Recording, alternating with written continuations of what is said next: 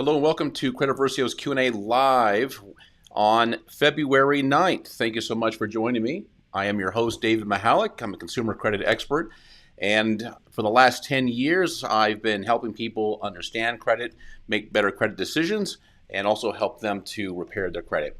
And I'm grateful that you're here. I'm looking forward to talking about credit today. And to help me, I have America's #1 credit expert, John Olsheimer, with me, formerly with Equifax and FICO. In fact, we have not played John's intro in a while, so I'm going to play his intro, then we're going to get going. Here we go. John Olsheimer is America's most recognized credit expert with 30 years of experience in the credit industry, having worked for both FICO and Equifax. He's the go-to authority for answers to credit questions. Here to answer your credit questions, Credit Versio presents John Olsheimer. John, we haven't done that one in a while. So I always wonder what that professional voiceover person thinks when she's recording that. She's like, who is John Olsheimer? What does that mean to be the America's #1 credit expert? I bet she gets a kick out of those. Well, I worked with her a little bit to get the voiceover right, but she didn't really ask any of those questions. She just comes in and does the voiceover and makes it sound pretty. I thought it'd be good for once for me not to do these kind of voiceovers, since pretty much anytime somebody goes on to Credit Versio or sees the educational material, it's always my voice. So I had to change it up a little bit. Understood. All right. Well, welcome back. We had a really good live last time. I think we had, I don't know how many people we had, but we had Supreme from Credit Wars with us. That was a really, really good live. Had a great time with that. A lot of questions. Good. Questions Agreed. are still pouring in, by the way. So I'll answer those on almost a daily basis. So great. So I thought we would get started talking about the two big questions that I got this week. The first one was, why are there so many different credit scores? And I know you and I talk about this a lot. We probably get this question every week, but for whatever reason, this week I had a really interesting interaction with somebody where they emailed in to support, and they're like, hey, these are my real credit scores, and they took screenshots from their Experian app. And Credit Versio brings in the Smart Credit and also Identity IQ, and those are Vantage 3.0 scores. So this person was like livid, like, what are you guys trying to pull? These are my real scores. So finally, I had to, I explained it to her. She calmed down a little bit. She's like, oh, wow, I had no idea that was the reality of credit scoring. So I thought, let's start from scratch. Let's talk about why we have so many different credit scores, why they're different all the time, and we can unpack that for our viewers today. Yeah, they're all your real scores. I think people under the misguided impression that you only have a single 3-digit score, and that score is the only numeric value that anybody ever sees. And so I get the same question, but I usually get it as part of a complaint, meaning that someone is complaining that they got their credit score from their American Express app or their Discover app, and it's different than what they're seeing on Credit Karma or some other app. So here, you know what the worst one is? What's the worst? The worst one I hear is when they get their score from Credit Karma or their bank app or wherever, and they go into the car dealership all excited because the app says they're like a 720 or a 740 or whatever it is, and then the car dealership uses the probably the FICO Auto 8 score, and it's way different than what they got on Credit Karma. Yeah, well, I guess that's why we're here having this discussion on exactly Credit Wednesday, the fastest 50 minutes on the internet. Right. I'd like for people who are listening to this to think about credit scores like they think about cereal. Okay, so you go to the grocery store and you walk down the cereal aisle, and everything on that aisle is cereal. But there are no two cereals that are the same, right? You have all the Nabisco products, all the General Mills products, all the store brand and generic products, but they all are in fact cereals. But they're definitely not the same. So I could buy Cheerios, you could buy Frosted Flakes. They're both cereals, they're not the same. So that's how I would like for people to start thinking about credit scores. There is not one single brand of score that is used. And even under one brand of scores, there are multiple generations and varieties of scores. And then on top of that, you have to add 3 different credit bureaus to the mix. And since your data is going to be different across your 3 credit reports, even if you were to use the same exact identical score brand, score generation, score variation, it's very unlikely that your scores would be the same 3-digit number because the data that's being fed into the model is different, because your credit reports are going to be different across the 3 credit bureaus. Oh, and by the way, next month, when your credit reports go through an entire series of updates from all of your creditors, your scores are going to be different. And so, but I get it. Look, I understand it. Whenever we talk about credit score, we always talk about, my credit score is a 720 and David's credit score is a 780. And we kind of feed into this and kind of feed the monster a little bit by just referring to our singular score as being whatever it is. Yep. And so, I mean, I'll take part of the blame on that, because you just can't have this level of contextual discussion with someone when they ask you a very simple question about what is my credit score. Because it's just a silly way to answer the question. It's a simple question. And the one thing should be clear, and I get it, this issue with people going into car dealerships or mortgage lenders thinking that their scores are something different than what the lender is going to see when they pull a score is an entirely reasonable and understandable issue, and why they would be upset and distrustful, especially with car dealerships, distrustful of something like that. But to your client's credit, the woman that you said you had a discussion with, to her credit, she did something that is a whole lot more than maybe another consumer would do, is that she took the time to actually listen to you. And so now she has an understanding of why this is what it is. So I mean, the reason why these scores tend to pile on top of each other like this, like there are dozens of FICO scores in commercial circulation today that are still being used by lenders.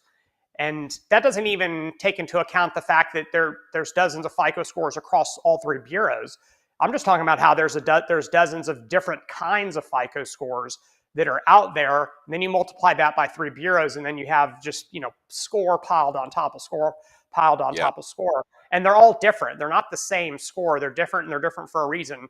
One of the reasons they're different is because you mentioned the auto version of the FICO scores, that FICO builds industry specific variants of their scoring systems for use by specific lenders. So in other words, a credit card issuer cares how you pay your auto loan, but they really care about how you pay your credit cards.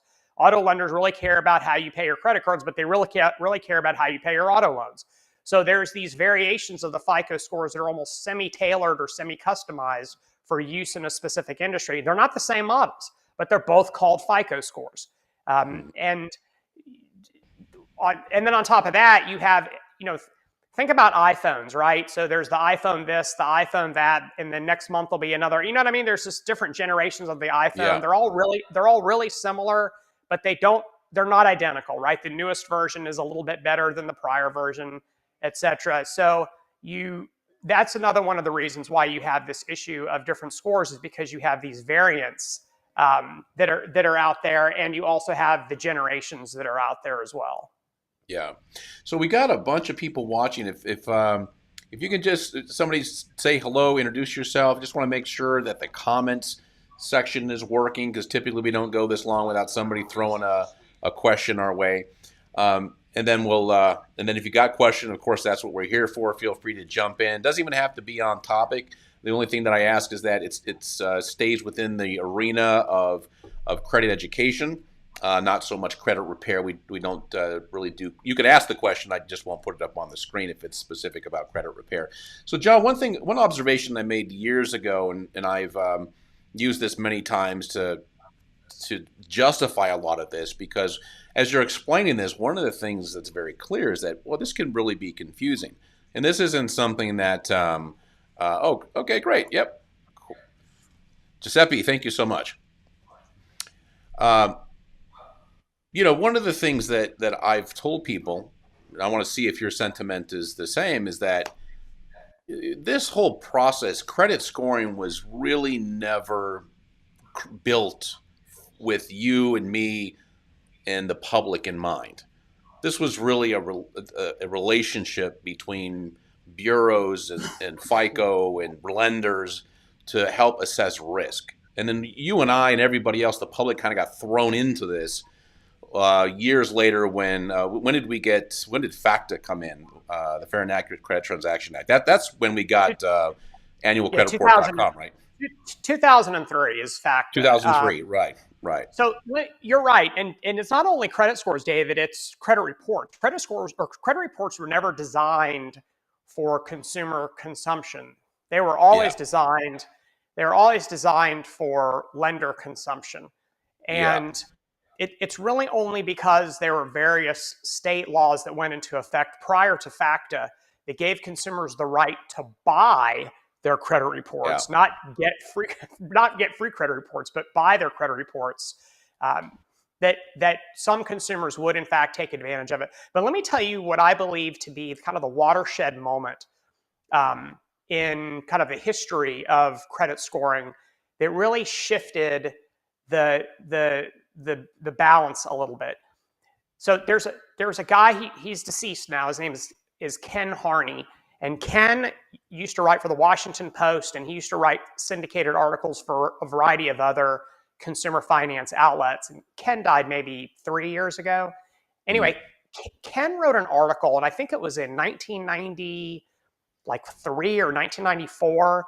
And his article was about how Fannie Mae and Freddie Mac were going to mandate the use of a credit score when you buy a home.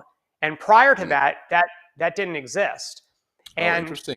His story about that Fannie and Freddie requirement got an enormous amount of attention, not only by the people who read the article, but by competing media outlets. And that's kind of how it works in the media, is that whenever the Wall Street Journal publishes an article about something about credit, my phone blows up because everyone else now wants to talk about it. And so it's almost like they're trying to be the second outlet that talks about it versus the first outlet, which was the Journal. So that's kind of what happened in the mid 90s when Ken's article was published, is all this other consumer finance and business media. This is back when the newspaper used to actually cover something other than politics. And they wrote about this issue of credit scoring. No one knew who FICO was. No one had ever heard of FICO unless you worked for a bank, or unless you worked for FICO, or unless your last name was Fair or Isaac, or if you worked for a credit bureau. Otherwise, you didn't have a clue who FICO was. And because of Ken's article and the upcoming mandate of Fannie and Freddie's mandate to use FICO scoring in Desktop Underwriter and Loan Prospector, which is 60 or 70% of all mortgage loans in this country. So it's a majority of loans. That all of a sudden, and this fell squarely on my shoulders, is that I had to basically pack a suitcase and fly all over the country and speak at various mortgage broker association, mortgage banker association, various consumer credit counseling events. And the entire time the topic was, what in the world is a FICO score? And tell me everything there is to know in an hour about this FICO score. And so that's what I did. I basically traveled all over the place when FICO hired me. And my first job was to help deal with this kind of pent up desire or appetite for information about FICO scoring. And so that's really when it started. But the scores still were not available to consumers, right? They were available to mortgage brokers and auto dealers, and they could, if you knew someone who worked there, they can show it to you. But they weren't really available in any sort of commercial wide or enterprise wide basis. And then eventually, FICO figured out that there may be something here, and they cut a deal initially with Equifax. This is when I worked there still. This is the kind of the tail end of my time at FICO. And they cut a deal with Equifax to start selling a product called Score Power through not only the FICO website, which was myfico.com, and also the Equifax Personal Solutions website, which is a subdomain off of the Equifax website. And Score Power was your Equifax credit report and one of your FICO scores. That was it. I think it was like $12.99 or something. But that was the first FICO score product made available to consumers in the history of history, and that was 2001 or two. I mean, it's been like 2 decades now. And of course now, no one buys credit reports any longer. No one buys credit scores any longer. Not many people buy credit monitoring, and there's so many places to get that kind of stuff for free and at no cost. There really has to be a reason why you're choosing to purchase, like what y'all do with your data feed for Credit Versio, where there's an actual reason for needing that data. But so the whole credit reports and credit scores have evolved from a tool that was only available to lenders to a tool that was available to consumers but at a cost, to now a loss leader. It's now given away by your Credit Karmas and Credit Sesames of the world, and God knows how many lenders are now giving away free scores through their apps to kind of increase the engagement they have with their customers. Yeah, and then now that everybody's thrown into it without really any backstory or explanation, like one of the things that we've talked about, in fact, you and I have talked about this before, about creating an educational program at the high school level, because people come out, or kids come out, they go into college, they've got student loan debt, which is the norm these days. Not so much when you and I were going to college, but coming out with a lot of student loan debt, and then credit cards are right behind that. And the next thing you know, you make a mistake. You don't really realize that this stuff might be with you for the next 7 years. I mean, it could really hamstring you for a long, long time. So it's really, I think now, a great time to understand this content, because we're all thrown into this without really much of a backstory, or nobody pulling us aside and saying, hey, okay, this is going to play a huge role in your life. Let's explain how this entire thing works. So now that we've covered a little bit of history, why there's so many different scores, one of the fascinating things for me anyway is talking about, what do these scores mean? Why do they start, in generally speaking, in most cases, why do scores start at 300? What does that mean? And why do they go to 850? What does 850 mean? And why are there scores that go outside of those parameters? What is the function of a score anyway? Yeah. So what a fantastic trivia question. If any of the people watching us can answer, why in the world do we have a numeric range of 300 to 850 versus 1 to 100?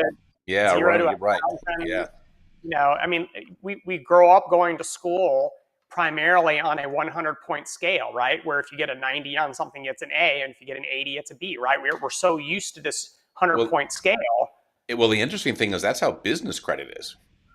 That's right, and business credit scores are different than especially the Paydex score, for example, from Dun & Bradstreet. The score is actually the percentage or the likelihood that you're going to pay back your obligation, where the scores, your credit bureau risk scores, your consumer credit scores are not that at all. But I do recall that I have heard that people make that assumption that, if you have a score of 800, that you're 80% likely to pay back your loan. Yeah. But that doesn't make sense, because you can't score 100, which would indicate that you're 100% likely to pay back your loan. Right. So, but look, if you find someone who never worked for FICO, who can answer why the range is 300 to 850, I would be immensely impressed. I know the answer, and there's an explanation and a history behind that range.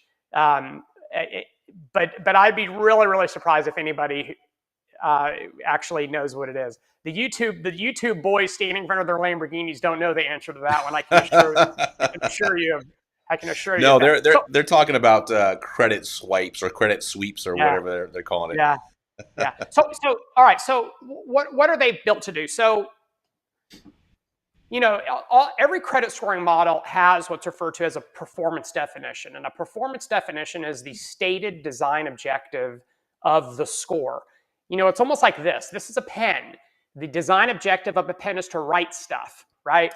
The design objective of a butter knife is to spread butter and cut really well, high quality steaks. But so the design objective of a credit score, specifically the FICO scoring system, is to predict the likelihood of a consumer going 90 days past due or worse on any obligation in the subsequent 24 months after scoring. That's it. It's not designed to predict whether or not you're going to default. It's not designed to predict whether or not you're going to file bankruptcy. It's not designed to predict whether or not you're going to, use a credit card or be a profitable consumer. It's simply designed to predict the likelihood of 90 days past due in the next 24 months. And there's actually a technical way of writing that, but it's easier to kind of explain it verbally like that. So in other words, if you scored a 700 today on any one of FICO's credit scores, it doesn't matter, then what that score is telling the lender is that in the next 24 months, the likelihood of you missing a payment on any of your obligations, not their obligation, but any of your obligations, is equivalent to the odds that are associated with someone who has a score of a 700. And so, David, since you're in Vegas, it's appropriate to kind of bring in this concept of odds. A kind of logical follow-up question is, well, what in the world does a 700 mean anyways? What's the difference between a 700 and a 750 other than 50 points? How does a lender interpret those two numbers other than they're 50 points different? Well, the lenders don't care about the fact that they're 50 points different. And respectfully, lenders don't care that you have a 700 either. What they care about is what the interpretation of the 700 means to them. And so every credit score has what's referred to as an odds to score relationship. It's almost like going in, David, and you're playing roulette. What's the likelihood of you hitting a red number? What's the likelihood of you hitting a black number? What's the likelihood of you hitting the 000 green, whatever numbers? And there's odds to all that stuff. And you can bet money, and you know what the odds of certain things to happen are. And if you win, you're paid off at a certain based on the odds, or if you lose, you lose your money. So, and this is hypothetical. And despite the fact that I'm going to say this, someone's going to say that John said that the odds of someone defaulting at 700 are this, even though I'm just giving you an example.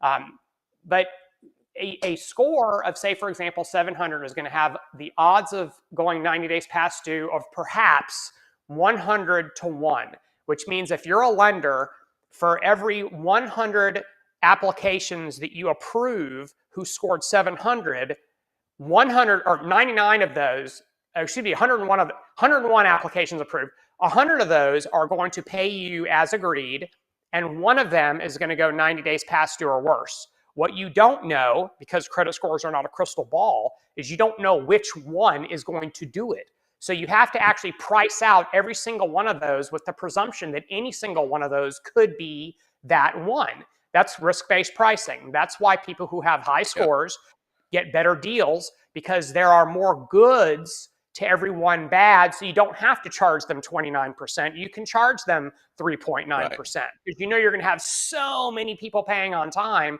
relative to the one versus someone who has a score of, say, 500, where they may only have 2 goods to every one bad. Well, those odds suck, right? That means for every 3 people you approve, one of them is going to go 90 days past due or worse on something, perhaps your loan or obligation. That's why everybody has to pay higher interest rates to subsidize against the risk of being in that pool. That's why we always tell people you want the highest scores possible. And that's why, because your odds to score relationship is so much better. The lender doesn't have to make as much money off of you to subsidize everybody else who is similar to you, because they know most of you are going to pay your bills on time. And if you ever look at any, they're called odds charts. If you ever see any odds charts that are published by FICO, what you end up seeing is from the low end, 300, to the high end, 850, you see those odds actually improve. And of course, conversely, you see those odds deteriorate. There are actually some score ranges where you actually will, based on the people you're approving, you're actually going to approve more bads than goods. So you're actually going to have a fraction of a good person for every one bad person that you approve at some of the really, really low scoring levels, which is why A, people get denied, and B, why people get these really punitive interest rates, because you just have to make a ton of money off of a good because you know the bads are going to way offset so that's essentially how it works. And in the really high scoring ranges, like your elite level credit scores, like your 830s and your 850, I'm talking about the elite of the elite, right? You may have 1,000 goods to every one bad. So those are the people who are getting the 0% deals from your captive auto lenders, your 2.75% mortgage loans, your balance transfer credit cards with no interest for a year and a half. I'm talking about like the apex predators of the credit products, all of your Amex precious metals. Right. And that's why they're getting it, because the lenders feel really, really confident that you're going to pay your bills on time. Right, exactly. We got a couple of, we got one post from Scott. No question this week, just a comment. My 18-year-old son just checked his credit score. It's higher than mine. I want him to be careful not to make the same mistakes I did at that age. That a boy. Well done, Scott. Great. You taught your son well. Yeah, that's really good. Yeah, and I think, I don't know how many lives ago it was, John, I was telling the cautionary story of my best friend adding his son onto his couple of his cards, and then he went and destroyed his own credit. He had like a 770 credit score, something like that, 21, 22, all off of the back of his father's established, authorized user accounts. And then unfortunately got himself in a very bad situation because he didn't earn it for himself, unfortunately.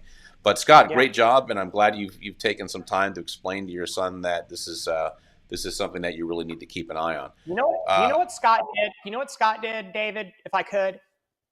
You know what that is? That's driver's ed for credit. That's what Scott just did. I guarantee you Scott did not toss his son keys to a car when he turned 16 and said, "All right, bro, go out and get me some milk."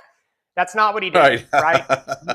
He took him to empty parking lots. He let him drive around the parking lot and stall a few times and run over some curbs and figure it out before he let him out there with the wolves and drive on the highway. That's what Scott did with credit. Clearly, if his son is 18 years old and he has a solid credit score, then Scott did more than just say, "Here's a credit card, bro. Go out and figure it out on your own." So I love that, and I wish that there was some more kind of driver's ed type of programs at the high school level, because they simply don't exist. I wish that kind of stuff existed at the high school level, because look, I'm 53 years old, bro. In 5 years, I'm going to be at a beach. I'm done, right? And so my time trying to teach people how to use this stuff is coming to an end. And if it's not done on a mass scale at the academia level, then people are going to need credit Versio for the rest of their lives, because they're always going to have issues with their credit. Yeah, and it's funny. We got a friend of ours that I mentioned to you who's making a big initiative into the HBCUs, along with Microsoft, Bank of America, and also PNC Bank.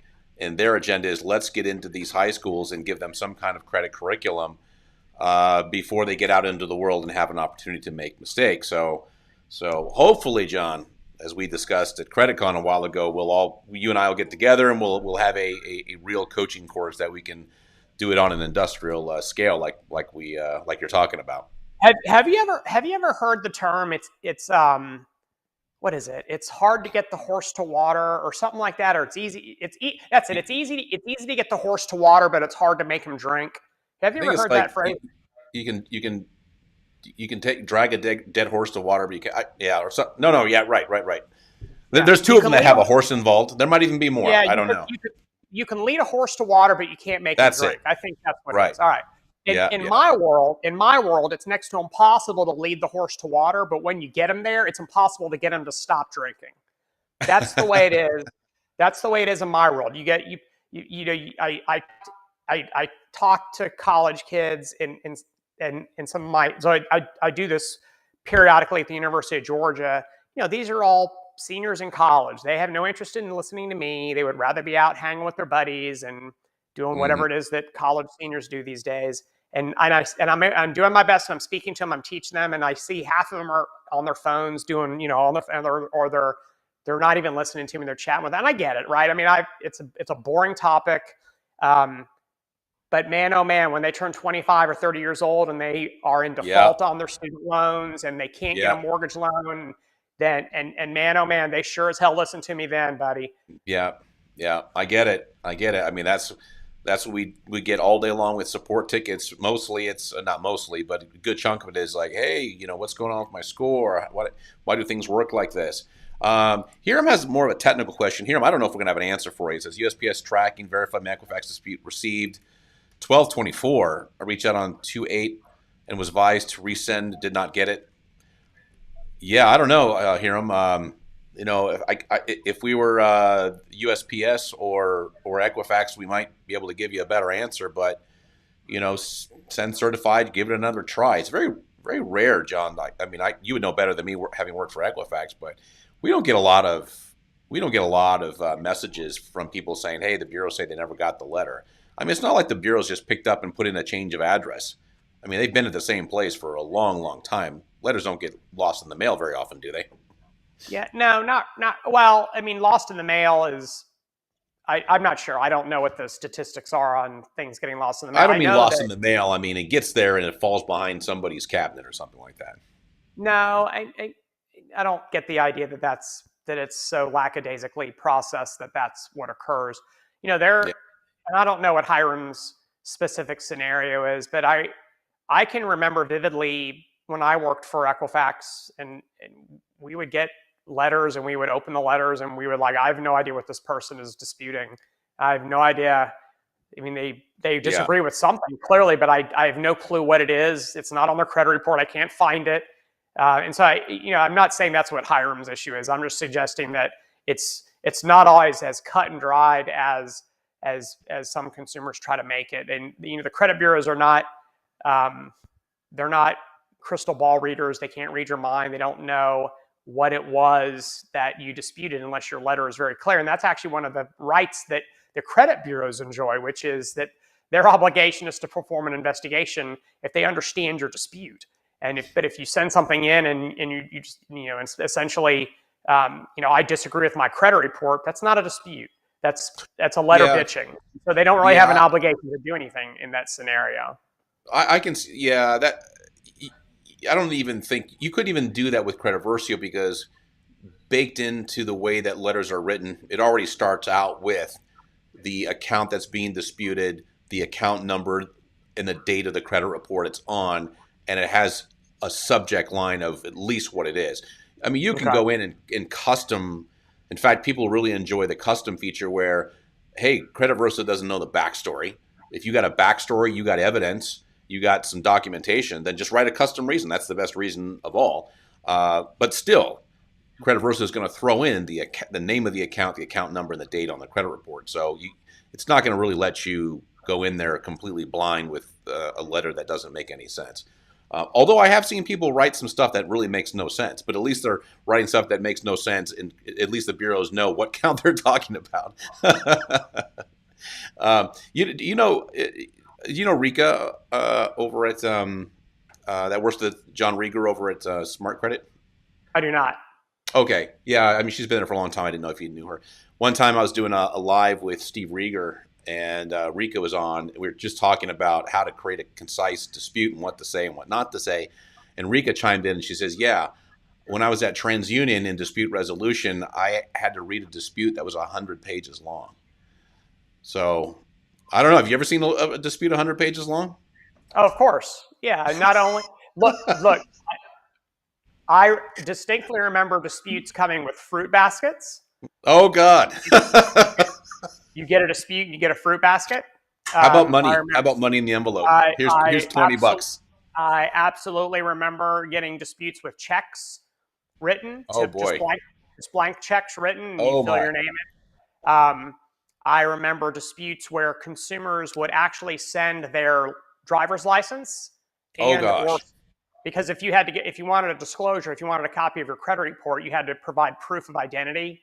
Well, instead of providing a copy of your driver's license or a copy of your social, or maybe even just like a utility bill, some people would actually send the actual driver's license. David, I'm telling you, I don't know how some people make it through the day.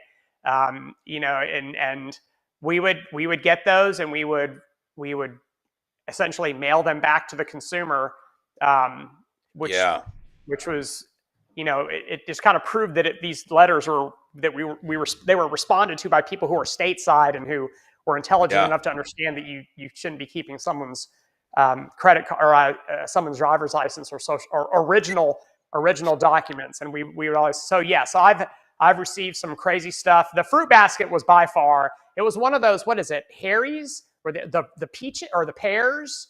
There's really good pears from Harry's. Yeah, right. I think I know what you're talking about. You can mail order those to people, and never gotten any sort of Omaha steaks or anything crazy like that, but absolutely, positively, 100% got. Clearly, somebody didn't have an item on their credit report that they wanted off bad enough to send Omaha steaks, because that would have been the move to make right there.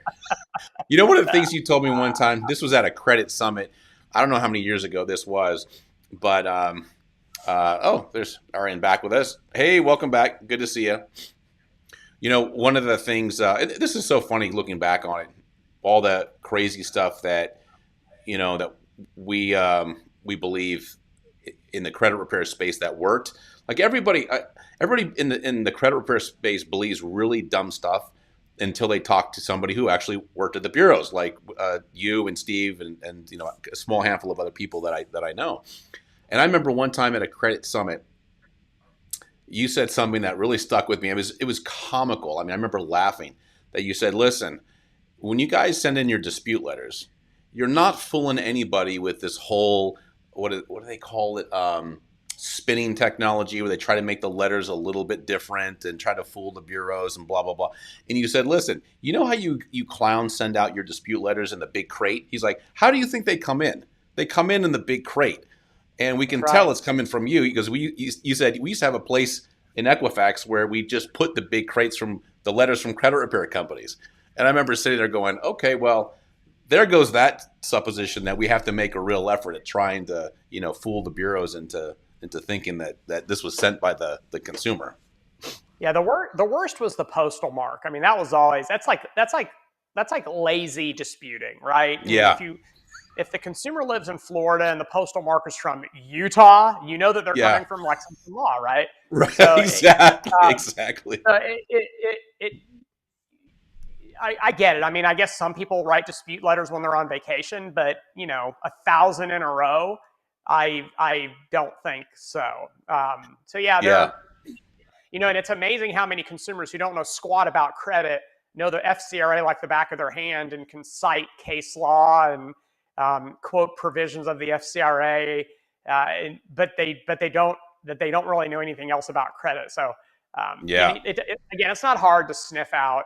And I gotta also tell you, I try to be really, really polite about this, but sometimes I just can't help myself. All these bozos who sell these Metro 2 letters and 609 letters and credit sweep letters, again, if you really think the bureaus are dumb, then I got a piece of land or a piece of beachfront property in Nebraska to talk to you about. They're not stupid people. So, but whatever, buyer beware. I always try to treat adults like adults, and to the extent adults buy things with their own hard-earned money, they should do a little bit of due diligence before they spend their money. Scott's like, it's called greasing the tracks. He's talking about the Omaha steaks in the fruit basket. It worked. I was a little bit scared. I mean, look, I got to be honest with you. First off, none of the checks ever got cashed. That stuff was just, we would always mail that stuff back to the consumer. Thank them thank you very much. You don't have to pay for this. We're happy to do it at no cost. The fruit baskets, unfortunately, that stuff all went in the garbage because who knows what's inside the fruit. So for sure. It's kind of just a bad idea. But I got to tell you, what some of the most interesting, we used to do in-person disputes. So we were in the first building that I was in at Equifax after I graduated from college, when I was in the dispute unit. We were in just a normal commercial building. We weren't in the Equifax building, which is in Midtown Atlanta. We were in just a regular commercial building, and we had, I don't know, like 3 or 4 floors of a 13 or 14 story commercial building. And we had signage out front. We had signage. It was not a secret who was residing on those floors. It was very obvious who we were. Yeah. And we would have people who would just show the heck up and talk to a receptionist and say, I want to talk to somebody about my credit report. I want to copy my credit report. I want to argue with somebody about it. And we would actually kind of stick them into a room and send people down there to deal with them. And they weren't always friendly. Sometimes you might get a scenario where it would become almost, you're a little bit concerned. Because normally people, when they want to talk about their credit reports, they're not talking about them because they're proud of them. They're talking about them because there's stuff that they feel is wrong with them. Yeah. Oh no. I mean, we get that too. And I see Jay, you've got a question. John, if you would read Jay's question on here, it's somewhat credit repair, but also too, it's talking about paying off collections. And let me know if that's something that, because I know we've tackled that one before together, but let me know if you want me to bring it up. If not, then Jay, bring it up.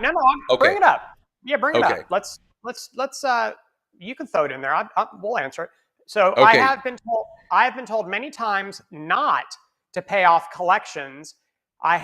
Not to pay off collections I have on my scores. I think you mean reports. Yeah, he's got two on his reports. Yeah. Okay. Let me put it back up. Okay, but decided to go through your company. So I guess that's you, David. Yeah. Your dispute process. Would you recommend paying off? All right. So. And is the payment for deletion a myth? So we got a little bit to unpack, but that's a great question, Jay. So I'll let you answer the credit Versio aspect of the question, David. But I don't know if you know who Clark Howard is. In Atlanta, Clark Howard is very commonly known. He's kind of like the consumer advocate who's on all the news channels, and he talks a lot about, how do you hire a plumber? How do you buy a house? He's kind of like the overall consumer finance. Yeah. And he always talks about collections. I heard him speak one time at the Federal Reserve Bank of Atlanta, and he told all these people, don't ever pay off your collections. And I was like, whoa, I can't believe you just told people not to essentially pay their debts. This was essentially what you did. Because, collections are debts that you didn't pay. So I look, Jay, I would never, ever, and I defy anybody to find anything that I've ever written or said in the past 3 decades where I tell people not to pay off their obligations. That doesn't come out of my mouth. If you owe it, pay it. It's that simple. As far as the issue with scoring and the effect of paying a collection, in the contemporary versions of credit scores, collections that have zero balances are ignored by the scoring systems. So it is absolutely a better idea to pay them as long as you can get them to show a zero balance. As far as pay for delete, I can tell you, and I actually just recorded a video for a client on this pay for delete. Is it a real thing or is it a unicorn? Pay for delete is not a real thing. Pay for delete, they're in the 350-page credit standards manual. It's called the Metro 2 manual or the credit reporting resource guide. I can assure you there is nothing in there at all about pay for delete.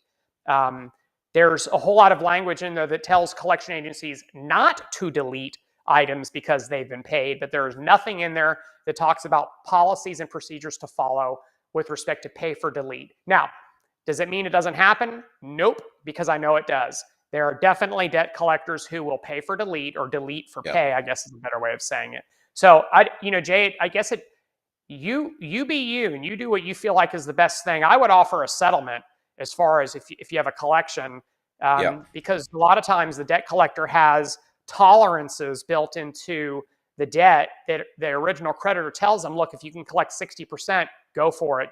You have our pre-approved permission. But you definitely want to get them to zero because then that ends the phone calls. It ends the possibility of them suing you. It ends the irritating letters. And to the extent that you go to a lender that's using a contemporary version of the credit scoring systems, that also means that there's no impact on your score. So there's really nothing bad about paying off a collection other than the fact that you're spending some money to pay off something that you probably owe. Yeah. Jay, what I would add to that on the credit Versio side is I'm personal in everything that John said I agree with. If you owe money, pay it. The one twist I would put on it is make sure that you're paying the right people. It would be rare, but you want to make sure that at least that collection company has the right to collect that debt. They own that debt. Just make them provide some documentation. Send in a dispute. Say, hey, listen, I don't know if I got a contract with you. The wording's all in credit Versio. Please provide documentation. Now, if they don't have it, they might delete it. But if they do, they're going to send it to you, make some kind of arrangement, end that adversarial relationship with your collection company, and take care of it. As we've said before, if you have signed on the line that is dotted, and this is a debt that you owe, take care of it. Okay. All right. Let's see this. Vic, I have a car loan that was charged off summer of 2019, but the lender keeps reporting a late fee of $113 every month since then. I'm not sure. Where are they reporting that to, Vic? It looks like that might be. Are you saying that they have a balance of $113? Because if it's a charge off, you would have what's called a deficiency balance if they sent that car, say, to auction, and there was a difference in what you owed and what they got. But I've never seen one as low as $113. Normally, when you see a deficiency balance, it's thousands of dollars. Can I throw something out, David? Yeah, please do. So I have seen scenarios, and I don't know if this is Vic's scenario, but I have seen scenarios. That's his deficiency balance right there, 5K. Yeah. So you know what I have also seen? So for everybody who's watching that has a car loan right now, you have what's called a payoff amount. So in other words, if you called your lender today, they would tell you, this is the amount of money that we want right now to pay off your loan. And that amount may not be the same amount in 2 weeks. Okay, it may be different in 2 weeks. So your payoff amount can be different over time based on when you ask them for the payoff amount. So what I have seen is a consumer will call their auto lender, get the payoff amount, and then a month later pay that amount. But by then the amount has actually gone up because there's new interest, because the loan is now a month older and there's new interest to pay. The consumer pays off the amount that they were told, but it doesn't pay off the full amount because the payoff amount is different now. And sometimes consumers like to dig their heels in and be pig-headed and say, no, you told me $1,000. You didn't tell me $1,013. I'm only going to pay you $1,000. And they end up defaulting on some teeny little amount of money because they were pig-headed and they wouldn't pay off the actual current payoff amount. They paid off whatever amount it was they were told weeks prior. So that's one scenario where I've seen small amounts go into default on an auto loan. The other one is leases. You turn in a car at lease end and it's got excessive mileage or it's got damage, and they want you to pay for that kind of stuff and you refuse to do so for whatever reason, and they charge off that amount, and it's usually some smaller amount of money. So that's another scenario. The third is the one that you just brought up, David and Vic, is the deficiency balance. And so you default on a car loan, they repossess your car, they sell it at auction. They don't sell it for enough to pay off the loan, but they pay off some of the loan, but there's some of the amount that's a deficiency and they charge off the deficiency. There's a lot of explanations as to what causes that smaller amount. But the bottom line is that, if it's some tiny amount of money, I would choose to lose the battle, pay them, and continue to win the war, because it's harder to get that 113 off your credit report than it is to just pay the damn thing. Yeah. John, that is our 50 minutes, as you said, fastest 50 minutes of your week. There we go. All right, this everybody. A good one. I like these topics. These are really good. These are good questions today. So, smart questions today. And coming from a little bit of a smaller group than we had last week. We had a lot of activity last week when it was just me by myself. So everybody, thank you so much for joining us today. If we didn't get to your question, if it's on Facebook, I'll circle back around and answer it. For whatever reason, it's hard for me to see the comments on YouTube Live that just don't show up in the comment section. But thank you so much for joining us today. John, thank you so much for your contribution. Always great to have you. And we will see you next time. Thank you, everybody. All right. Thanks, y'all. See you in a couple of weeks.